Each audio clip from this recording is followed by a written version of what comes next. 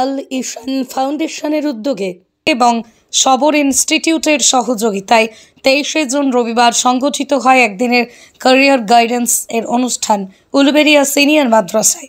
ছাত্রছাত্রীরা পড়াশোনা করলেও আগামী দিনে কিভাবে ভবিষ্যৎ সুনিশ্চিত করবে এই নিয়ে অনেকেই দিশা পায় না।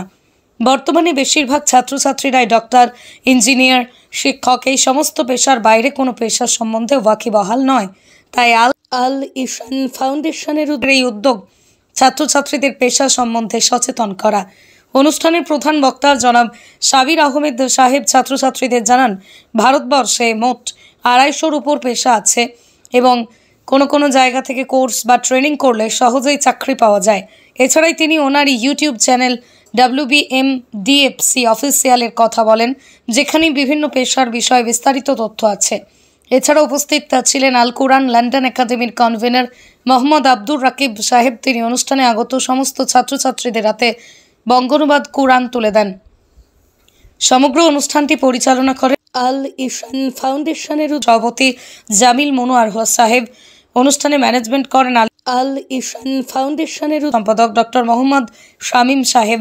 ফাউন্ডেশনের সদস্য জনাব আব্দুল কাদের সাহেব ছাত্রছাত্রীদের কোরআন অনুযায়ী জীবন গড়ে সততার সঙ্গে চাকরি করে দুর্নীতিমুক্ত সমাজ ও দেশ গঠনের কথা বলেন। এছাড়াও উপস্থিত ছিলেন ফাউন্ডেশনের শিক্ষা বিভাগের প্রধান আব্দুল কালাম আজাদ সাহেব। আরও উপস্থিত ছিলেন ফাউন্ডেশনের সদস্য শেখ ইমদাদুর নওয়াজুজ্জামান, নুরুল হুদা, শেখ সাইফুল, শাকলাইন মুশতাক, শেখ হাবিব প্রমুখ। ফাউন্ডেশনের তরফ থেকে বিভিন্ন সংগঠন যারা দিনরাত শিক্ষা ও সামাজিক কাজ করে চলেছে তাদেরকে সংবর্ধিত করা হয় এই দিন এবং আগামী দিনে একসঙ্গে উন্নত সমাজ গঠনে কাজ করার পরিকল্পনা করা হয়। এই সংগঠনগুলো হলো মোহাম্মদী mission, friends forever, society for bright future এবং হ্যাক ওয়েলফেয়ার সোসাইটি। সবশেষে মাদ্রাসার প্রধান শিক্ষক জনাব সাইদুল সাহেবের অবদান প্রশংসনীয় অনুষ্ঠানটি সফল করতে। প্রথমত এই ধরনের উদ্যোগকে আমি অভিনন্দন জানাবো যে এই কেরিয়ার কী ধরনের করবে এই নিয়ে সরকারি স্কুল বা মাদ্রাসাগুলোতে করার কথা ছিল, অনেকদিন ধরেই তাদেরকে গাইড করা, সেটা তারা করে উঠতে পারেনি। এনারা একটা উদ্যোগ নিয়েছেন আর আমরা দেখতে পাচ্ছি মূলত এই তথ্যের অভাবে যে কে কোথায় কী করবে এই কারণেই কিন্তু সুযোগ হারাচ্ছে।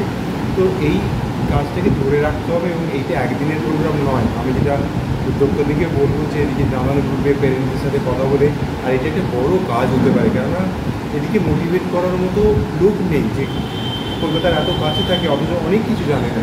সেগুলো আমাদেরকে ধারাবাহিকভাবে এনারা আছেন আমাদের সাথে যৌথভাবে কখনো তথ্য দিয়ে আমরা সহযোগিতা করবো এবং এটা গুরুত্বপূর্ণ কাজ বলে আমি মনে করি। যেহেতু মার্কেট তাদের নিজের নিয়ম অনুযায়ী করছে, আমাদেরকে সচেতন হবে। যেমন আমরা যারা মোবাইলটা সঠিকভাবে ব্যবহার করতে পারি আমরা কিন্তু বেনিফিটেড হয়, গাড়ি বুক করছি, খাবার বুক করছি, তারপর চলে যাচ্ছি। আর উল্টো দিকে আমরা এই যে মোবাইলের যে অ্যাডিকশানটা, এবং সেক্ষেত্রে কিন্তু আমাদের একটা বড় কাজ করতে হবে যে পড়াশোনার কিন্তু বিকল্প নেই, মানে অফলাইন পড়াশোনা সেইটাই একমাত্র পার্থক্য তৈরি করে দিতে পারে এইটা। এবং এই জন্য আমরা একটা কিউরেটেড রিডিং স্পেসের কথা বলবো, যে লাইব্রেরির বাইরে আমরা যেটা করছি কিছু কিছু টেক্সট এনে পড়াচ্ছি, যে এই বইগুলো পড়ো, যে মানুষের চিন্তা শক্তিটা বিলুপ্ত হয়ে গেছে, কেন সারাক্ষণ স্ক্রল করছে। পড়ার অভ্যাস ফিরিয়ে আনার জন্য আমার মনে হয় এই আয়োজন থেকে আমি পরে কথা বলবো যে আমরা একটা ক্যাম্পেইন শুরু করেছি চেয়ার ফর দ্য রিডার বলে, যে আমরা সবাই একটা করে চেয়ার চেয়েছি, আমরা ওখানে বসে নানা রকম টেক্সট তাদেরকে বই দিচ্ছি, দিয়ে পড়ানোর অভ্যাস তৈরি করেছি, তাতে খানিকটা বই পড়া একটা নেশা হতে পারে, এইটা আমরা কিন্তু দেখতে পাচ্ছি। আমার নাম সাবির আহমেদ, আমি প্রকৃতির সাথে যুক্ত এবং সবর ইনস্টিটিউটের সঙ্গে তাদের গবেষণার কাজ এবং লেখালেখির সঙ্গে যুক্ত। আল ইশান ফাউন্ডেশন উলুবেড়িয়া অবস্থিত হাওড়া জেলায়। তো আমাদের মেনলি এডুকেশন আর কেরিয়ার এই সমস্ত নিয়ে সোশ্যাল ওয়ার্ক নিয়ে কাজকর্ম হয়, স্কুলও আছে। তো আমরা দেখতে পাই যে আজকে সমাজে ম্যাক্সিমাম ছাত্রছাত্রীরা পড়াশোনা করে, বিশেষ করে পিছিয়ে পড়া মাইনরিটি SC/ST সমাজের ছাত্রছাত্রীরা পড়াশোনা করে, কিন্তু তারা ওয়াকিবহাল নয় যে তারা কী করবে, পড়াশোনা করে কী করবে। ফলে এই ইনফরমেশনের অভাবে তারা অনেকেই পড়াশোনা ছেড়ে দেয় বা সঠিক জায়গায় না যেতে পেরে বিভিন্ন কাজের মধ্যে লিপ্ত হয়ে যায়, বা তারা নানাভাবে টাইম পাস করতে থাকে বিভিন্ন মোবাইলে গেমস খেলে বা খেলে। তো তাদের কাছে একটা ইনফরমেশন তুলে দেওয়ার জন্য আমরা এই বার্তাটা উদ্যোগটা নিয়েছি এবং আগামী দিনেও স্টুডেন্ট বাই স্টুডেন্ট কাউন্সিলিং করে আমরা এটাকে সাকসেস করার চেষ্টা করব। আজকে স্টুডেন্ট ছিল প্রায় 90 জনের কাছাকাছি স্টুডেন্ট ছিল, এবং সব থেকে ভালো কথা হচ্ছে এই 90 জনের মধ্যে 60 থেকে 65% ছাত্রী উপস্থিত ছিল, যেটা কিন্তু আজ থেকে 10 বছর আগে দেখা যেত না। ছাত্রীদের সংখ্যা কম ছিল, কারণ ছাত্রের থেকে ছাত্রীরা বেশি ওয়াকিবহাল হয়ে যাচ্ছে ক্যারিয়ার বা পড়াশোনার ক্ষেত্রে। পরে আমরা ওদের নাম্বার নিয়েছি, হোয়াটসঅ্যাপ একটা গ্রুপ তৈরি করা হবে এবং সেখানে 5 জন 10 জন করে ডেকে এবং তার উইথ প্যারেন্টস তাদেরকে বাবা মা সঙ্গে করে নিয়ে এসে তাদেরকে কাউন্সিলিং করা হবে, তাদের ইচ্ছা জানা হবে তারা কী করতে চায়, সেই অনুযায়ী তাদেরকে গাইড করা হবে যে এই ইচ্ছা অনুযায়ী এই পেশা আছে বা এইখানে পড়াশোনা করলে তোমরা কেরিয়ার তৈরি করতে পারবে।